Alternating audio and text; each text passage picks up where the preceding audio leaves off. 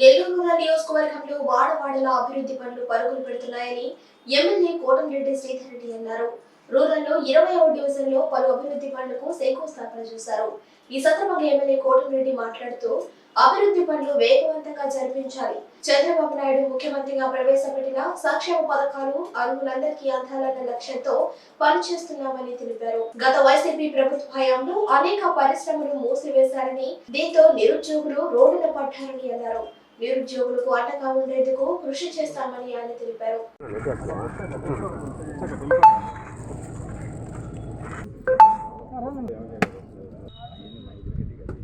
చాలా సంతోషం.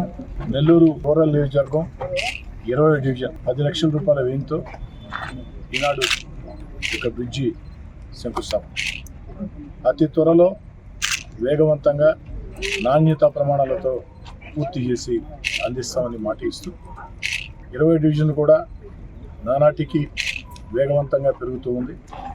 ఈ పెరుగుతున్న పరిస్థితుల్లో మౌలిక సదుపాయాలు ఎక్కడికక్కడ రోడ్లు, రైళ్లు, అదేవిధంగా కల్వర్ట్లు, అదేవిధంగా మంచినీటి పైప్ లైన్లు, కరెంటు సౌకర్యాలు కల్పించాల్సిన బాధ్యత ఉంది. అందుకే 20వ డివిజన్లో కరెంటు సమస్యల మీద స్థానిక డివిజన్ కార్పొరేటర్ చేజర్ల మహేష్ ప్రత్యేకంగా ఎమ్మెల్యే కార్యాలయం దృష్టికి తీసుకొచ్చినప్పుడు అధికారులకి ఆదేశాలు ఇవ్వడం జరిగింది.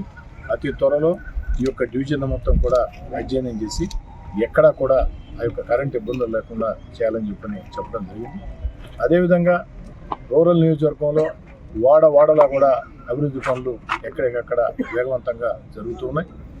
స్థానిక ఎమ్మెల్యేగా నా లక్ష్యం ఒకటే, ఎక్కడికక్కడ అభివృద్ధి పనులు వేగవంతంగా జరిపించాలా. చంద్రబాబు నాయుడు గారు ముఖ్యమంత్రిగా పెట్టిన సంక్షేమ పథకాలు అర్హులందరికీ కూడా అందాలా. అదేవిధంగా గత అనేక సంవత్సరాలుగా రాష్ట్రంలో పరిశ్రమలు ఎక్కడికక్కడ మూసివేసిన పరిస్థితుల్లో గత వైఎస్ఆర్ కాంగ్రెస్ పార్టీ ప్రభుత్వంలో ఎక్కడికక్కడ పరిశ్రమలు మూసివేసిన పరిస్థితుల్లో నిరుద్యోగులు రోడ్డును పడ్డారు. వారందరికీ ఉద్యోగాలు వచ్చేదానికి స్థానిక శాసనసభ్యుడిగా అనేక రకాల ప్రయత్నాలు చేసి ఆ నిరుద్యోగులకి ఉద్యోగాలు ఇప్పించాలా. ఈ దిశగా ముందుకు సాగుతాం.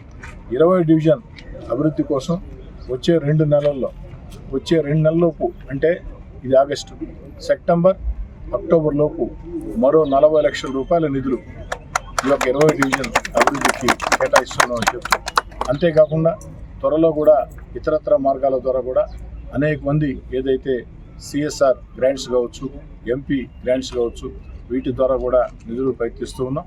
రూరల్ నియోజకవర్గంలో అనేక డివిజన్లలో అనేక అభివృద్ధి కార్యక్రమాలు చేపట్టాల్సిన అవసరం ఉంది.